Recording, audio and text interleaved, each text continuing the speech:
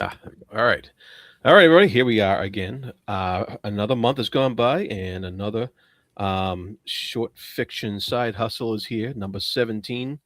And as we continue our exploration of Stephen R. Donaldson's Daughter of Regals and Other Tales, and we are now up to the short, I guess, novelette you would call it, called Animal Lover. It's about a good 60, 70 page long story. Um, and this was um, this was interesting.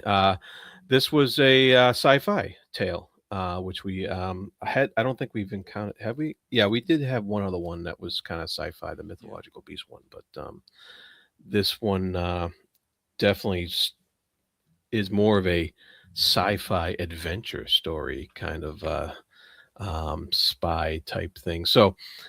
Um, I have with me my good friends here. Vasha, of course, from the Reading by the Rainy Mountain. We got Alex from Books with Banks, and we got Jake from Nerd Level Rising.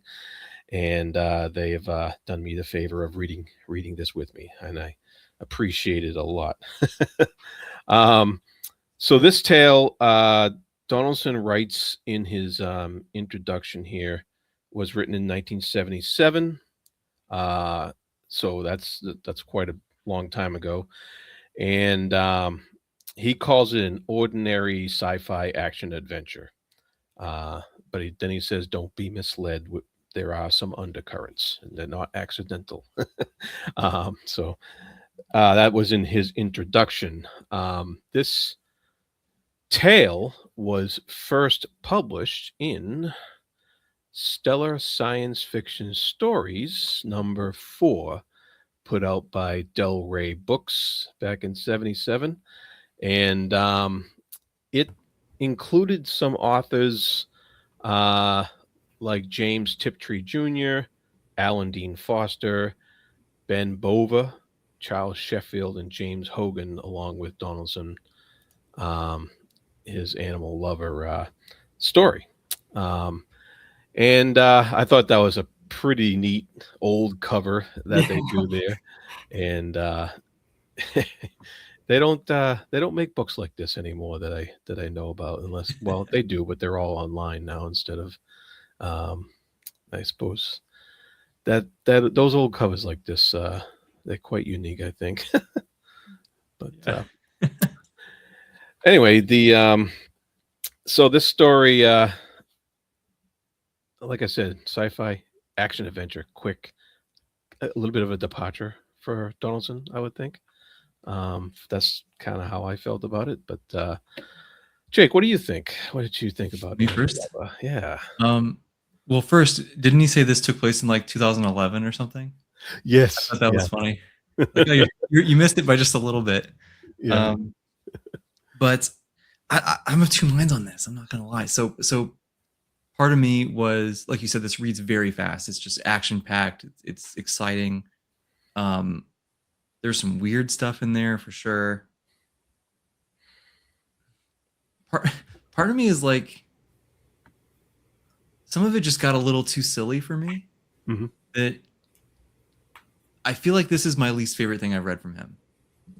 And not that it was bad, but it's just like some of it I was like, all right, like that's a little like okay, hands, okay. Like there was just some stuff that I was like, it felt like a cartoon at times. Yeah. But again, it wasn't bad. It was just, Donaldson has such a high bar. I thought there was some interesting stuff about like maybe a statement on how we treat animals in general, or like what zoos are really like. Not always the magical thing that kids think that it is. Um, so I thought that was interesting. But yeah, that was my general takeaway. I guess it was fun, but it wasn't my favorite thing. Yeah. Yeah. I think I have a similar feeling. But Alex, what do you think? Do you agree with that, or? Yeah, I think this felt like the most like oh, I don't like using this word in like a or like as a pejorative, but it felt pulpy. Like it was the most Mhm. pulpy Mm. kind of thing that I've read of Donaldson so far. I don't know, he might have more that's similar to this. Um, but yeah, it reminded me of uh, a lot of other kind of sci-fi monster things that would follow in the decades, or I guess those things remind me of this, that would follow in the upcoming decade. So I'm kind of excited to talk about those connections. Mm. But as far as what's actually like going on here, um, I don't know. I think I was like Jake. I was trying to look for some of those deeper themes and trying to puzzle out like, okay, what's really going on here. Um, but really, at the end of the day, it just seems like a story about animals carrying around machine guns. Like, it's, yeah, Yeah, yeah, yeah, and, and which can be fun, right? right. Yeah, it's a ton of fun. Yeah, absolutely. Yeah. Yeah, yeah, and Vasha, what do your thoughts lie on that? Yeah, I think this was an interesting, fun sort of story. I guess it reminded me of the kind of action slash thriller movies that I would do anything to avoid watching. I enjoyed the story much more than I do any of those movies, though. But yeah, I think yeah, it was a good fun couple of hours worth of reading for me. Um, it's how does it compare to the rest of the short stories that we've been reading by Donaldson? It might be somewhere near the bottom of the list for me, but that, like Jake said, that's not necessarily a bad thing because they're all so good. There's just uh, somewhere in the middle. That's all. Yeah, yeah, I agree. This definitely wasn't my favorite, but there was one thing that that Alex sent to me, and I had to show this. That's what we were thinking about. Yeah. So That's really there funny. there is an ape with a machine gun that cuts down a bear. So that was amusing. So when the story starts off, one of the first things that our main character here says is he doesn't like zoos. And you guys pointed that out, that zoos are not the always the shiny happy place that the kids get excited about, especially for the animals. um, and um, and then it was ironic that this this guy who doesn't like zoos is a cyborg. And so you have that immediate contrast of building man up as a machine, and um, and the fake naturalistic uh, setting that a zoo presents. And so the man becomes less in touch with nature by being more of a machine, and the animals become less in touch in nature because they don't have their natural habitat. And so I think that's what's kind of set up right there, and that's kind of where the story goes at the end, when the megalomaniacal mustache twirling villain you know screams out, why can't we do biological adaptations instead of mechanical ones? Why is society viewing this wrong?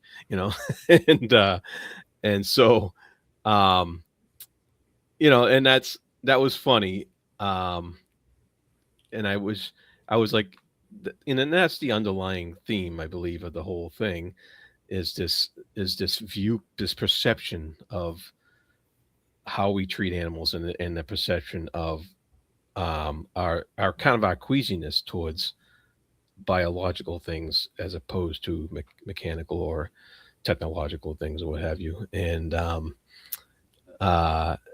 and then in the middle it was just a bunch of action scenes and shootings and jumping around and what have you. but I don't know what you guys think of that. I like it. I think that's a great. I didn't even think about the getting further from the natural state of things, like with him being turned into a cyborg, and then like like you said, the zoos and how they're sort of fake natural and stuff. Like that's a yet again, you're good at this, man. That was a very good insight, I think. I like that.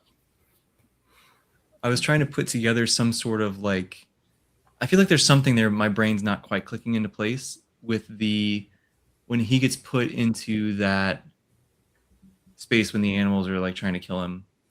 I was like, is this some sort of like backwards zoo or twisted? Like I was trying to put something together with the zoo with that, but I couldn't quite get it into place. I don't know if you guys got anything with that or if I'm just grasping at straws. I don't know. So one of my thoughts, and this might be like reading in more than what's actually in the text. I don't know, but is there something going on here where this Doctor Paracels or Paracels or whatever it is, the evil villain, he thinks he's doing the best service for animals, like he loves animals best because he's giving them, empowering them in some sort of twisted way, and I don't know. Maybe it's sort of like you thought you were taking care of these animals, but I'm going to actually put you at their mercy now, like make you vulnerable to the ones that I've empowered. I don't know if that's actually there, or if I just wanted to think like, oh, maybe the real animal lover is the villain because he thinks he loves animals so much he wants to turn them into humans. But then it's like they're still like so conditioned and like so dependent on whatever he wants to do, and he has this whole breeding program that he reveals as like this final big twist that is, I don't know. Yes, maybe my theory doesn't actually bear out in the text, but I was trying to work through some of that. Wasn't he like he's trying to make like an army of these things to go get revenge because his line of research got laughed at or what? It was something like that. I was like, this is like a Saturday morning cartoon. It's so funny. Yeah, I think for him the animals were mainly for revenge purposes. The humans turned against him, so he wanted to use his skills to turn against the humans. So yeah, there was the possibility of that element of, you know, the whole preserve, was it? It has sort of flipped the script on the humans, because the humans normally go hunting the animals, but now the animals have guns and they're hunting humans, except they're not really, because the cyborg notices at various points, like multiple times, how tame the animals are and helpless they are. He didn't have a gun, so the animals were more powerful than he was. Like, he didn't have any way to hurt them back. But the people who go there go on hunting, go there for hunting, and so they probably bring a lot of equipment and are able to kill those animals, even though they have guns. I think he observes multiple times how helpless they are or how tame they are, and don't really have a choice in this matter. So I think that goes back to that ending where what's our character's name, Bowen, tells the doctor Paracels that I had a choice in whether I wanted to become a cyborg or not, but you are deciding for them in the embryo. And like, even in the end, when they're all getting massacred, they're just following conditioning, like you said, Alex, and they're just doing what they are told. So they don't have, for all their enhancements, which we might think is a good thing for them, they don't really have any choice or free will in this matter. So I think that's really interesting, like those threads that the story is pulling at. There was one other point I wanted to make, but I forget. Oh yeah, the cyborg. I don't think he's really got a lot of choices. He claims to have choice, and all he volunteered was to being a cyborg or being a special agent maybe. But in the end, when his boss tells him, oh, it's fine if you lose your arm, we just, like, stick lasers instead, he's like, yeah, like hell you will. So he doesn't like what he is any more than and maybe he's projecting that onto the animals too, because they didn't really have a choice in like how they are enhanced and changed from fundamentally who they are. That's a great point about the projecting because this is all from his point of view. And so he sees the animals as being manipulated the same way that he has been by being turned into a cyborg. But maybe that's not how the animals feel about it. Maybe Mm. that's not how the doctor and the gamekeeper or whoever it was um, feel about it.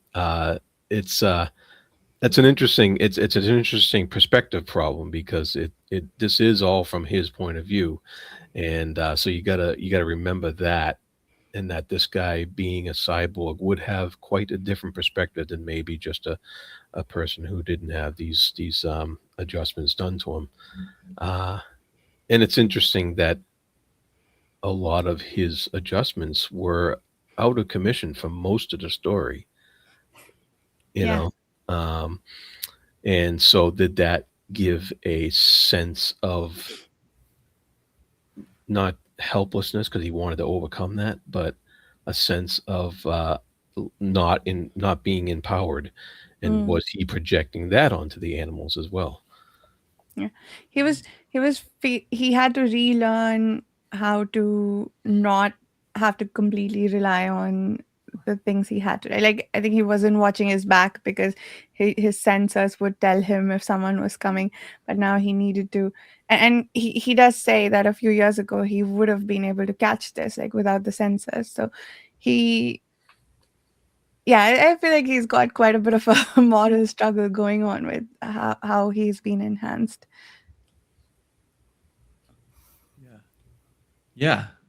How did you guys catch when he's trying to call for help and it seems like it's not working? Was it actually working? Is that how everyone was able to show up and save him, or did I miss? I thought we it got was there? that because like they were able to see that his like thing was turned off or shut down Yeah, somehow. They were like, okay, something must be up, so he went let's go offline. see Yeah, why it was shut off. yeah, I think that's all it was. Yeah. Okay. yeah. Because the Yeah, whole yeah. reason he was investigating this was because the last guy Yeah. suddenly got shut off, and turns up he never returned. He the agent never returned. He was um, and so I think they mentioned before he took the mission that they didn't want him to shut off his stuff. So that must have alerted them that when his stuff was shut off, that this is everything's not going to plan. Yes. Yeah. Okay. Yeah. Yeah, I was thinking about that because I remember that same thing that you just brought up, but I was thinking about it because at first you might think, oh, it's a little, like Deus Ex Machina, but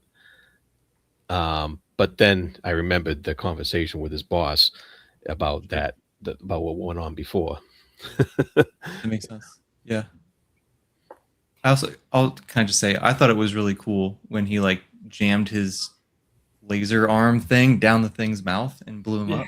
That was cool. Yeah. Is that when it got bit off, right? Yeah.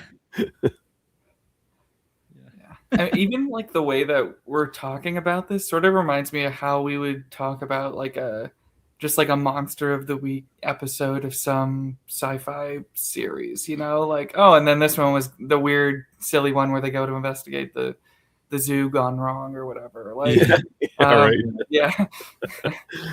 Actually, Alex, that makes me think, you mentioned like connections and stuff that you've seen that maybe was potentially inspired by this, or at least was kind of similar. I'm curious. I'm certainly not nearly as well versed in that stuff as other people. So the movie that kind of, well, there were a few things that I kept thinking. So when he gets to the preserve at first, it sort of reminded me, and I've only read a couple, but it reminded me a little bit of like a setup for a Michael Crichton story, where he has a park or whatever is being experimented on, and then once he's actually in the preserve, and the whole idea of hunting and the like really heavy like military kind of aesthetic of the story reminded me of Predator, and that he covers himself in mud, and I was just thinking of that the whole time. Also, like I jokingly shared the photo with Jared, but there is definitely a little bit of like a Planet of the Apes, like who let these lesser beings, these animals, evolve to such a point to be better, or to be superior than humans. So like it felt like there was a lot of that sort of stuff swirling around in there. Yeah, those are really just kind of the few different connections I was making. That makes sense. Now that you bring those up, I haven't read any Crichton, but the others, I've seen Predator and the Apes movies. I was like, yeah, that does actually make sense. Now that you say that, that's pretty cool. I didn't think about it at the time though. Yeah, I mean, animal enhancements in sci-fi was huge in the 50s, actually. You had Vasha, you're familiar with Cordwainer Smith, of course, and all his crazy stuff. So there was a lot of that, biomanipulation type stuff that going on in a lot of science fiction from the 50s throughout into the 60s as well. And I'm sure Donaldson was quite well versed in all in all that stuff. Yeah. Yeah. So, do you think, sorry, unrelated, somewhat silly question, he enjoyed writing about a detective so much, that's why he wrote the Man Who Killed His Brother series? I was wondering that also. Yeah, I'm not sure that series is way more serious and more hard-boiled detective type stuff, more your Maltese Falcon type thing. But I think Donaldson just likes experimenting with genres, so I have no doubt that that's what his goal was with the X Bruder detective fiction crime books. Uh, but but one of the ideas that struck me in this story was this idea that about law enforcement in prisons and uh, how the government spent money on drugs like marijuana to pacify people, and then the government gave the people some kind of non-criminal outlet for their hostility, which was these hunting preserves. Um, and I wanted to get you guys' thoughts about that because that's kind of the futuristic type part of the story of where society could be going that he presents to us. And it kind of reminded me of like a purge type thing.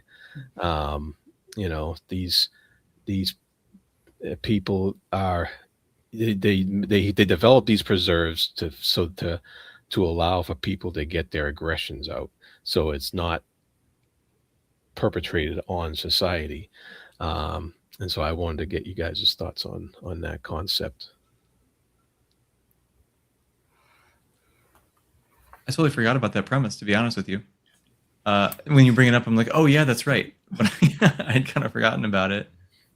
Yeah. I don't know how I feel about it. It's like I can see it's kind of like you brought up the Purge movies. Like I kind of see the logic a little bit. I don't agree with it, but like I can kind of see how you could get there.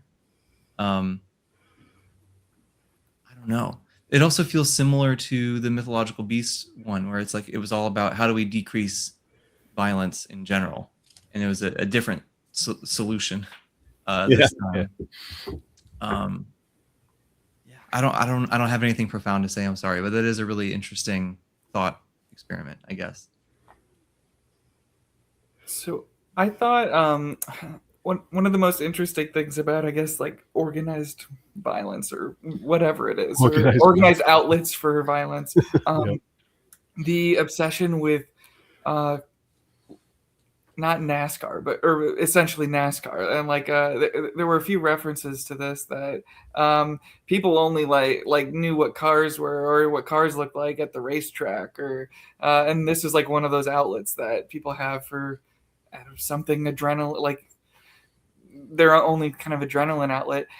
And I was thinking, like, it's such a weird, at first, it's such a weird thing to fixate on, like the survivalist sort of hunting grounds those I think are a little more familiar to just the dystopian genre in general, and like it's like Hunger Games and Battle Royale and whatever. But the racing, I was it was strange to me. But then I started to think I forget where he starts off, somewhere in the East Coast.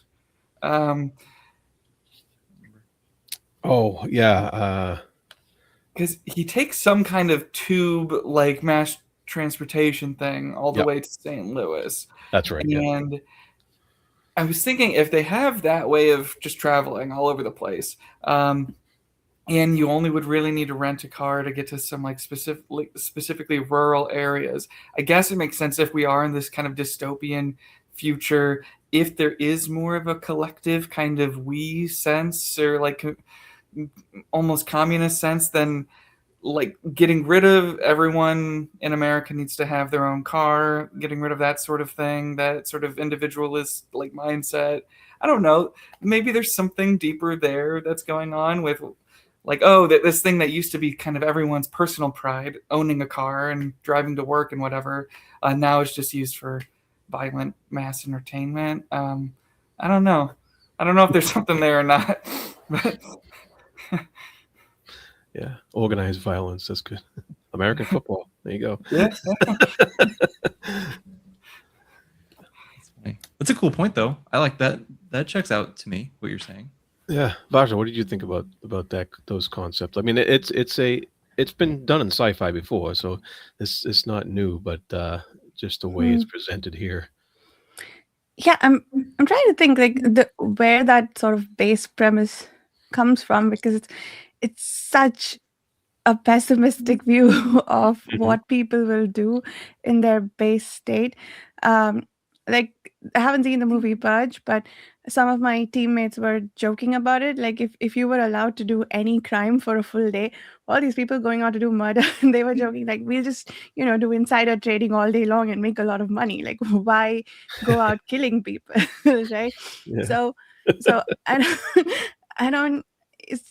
It feels really a strange assumption to make about humans, and maybe it's true about a small section of humanity, but to impose that on everyone, and to the point where the government's feeling like everybody's killing each other so much, we need to give them outlets. I feel like something really messed up would need to happen to get to that point. I'm not saying it's impossible, but also I feel like it bears questioning why we believe that about ourselves. Well, then we have that, but then somebody else had to go even further and make a secret preserve that's even more dangerous, which of course that happens in real life, the whole Yeah. secret society stuff, and we see that in the news today. But the so is what is the this, of course, this doctor did it out of revenge. He was spurned by the establishment, and kicked off his projects and stuff like that. So you see his kind of base motivation, but I think the deeper meaning here is that somebody's going to do this. When the government sets up something to try to either control the populace or just as a safety net or a safety guard, somebody's going to go that extra step further and try to do something secretly to either take advantage of or have some other means of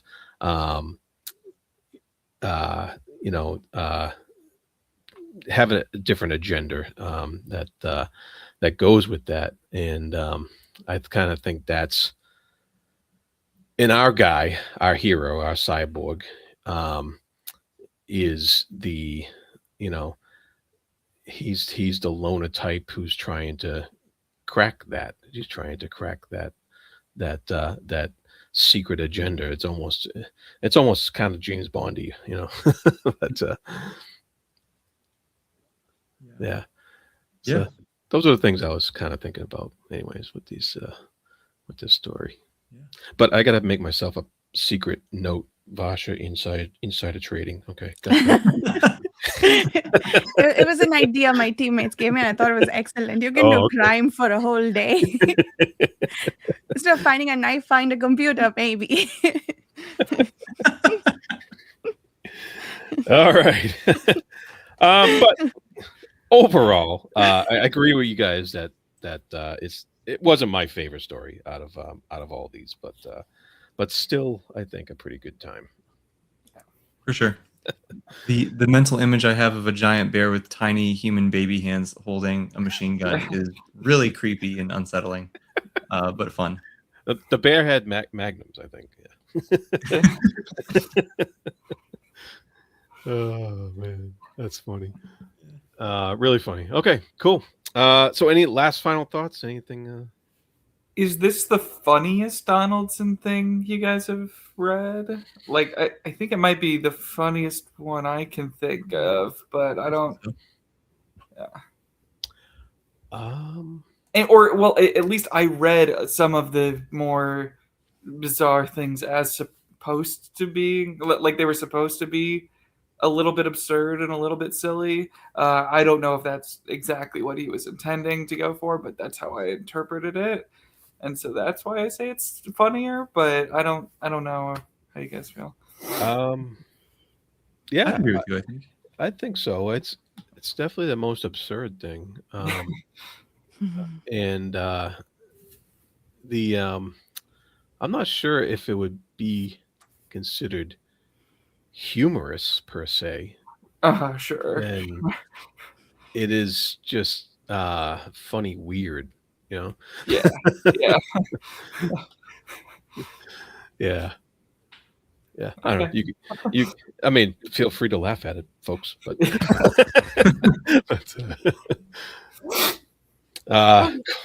cool. All right. So our next story in this collection is called Unworthy of the Angel. So sounds intriguing. But I was also looking at the story after that, and the story after that is only 10 pages. And Unworthy of the Angel is only like 30 pages. So I was thinking we could do both of those for the next month because it's only Right like on. 45 pages, something like that. And so that's the plan. If you guys are good with that, Cool with me. so we'll tackle that next month sometime.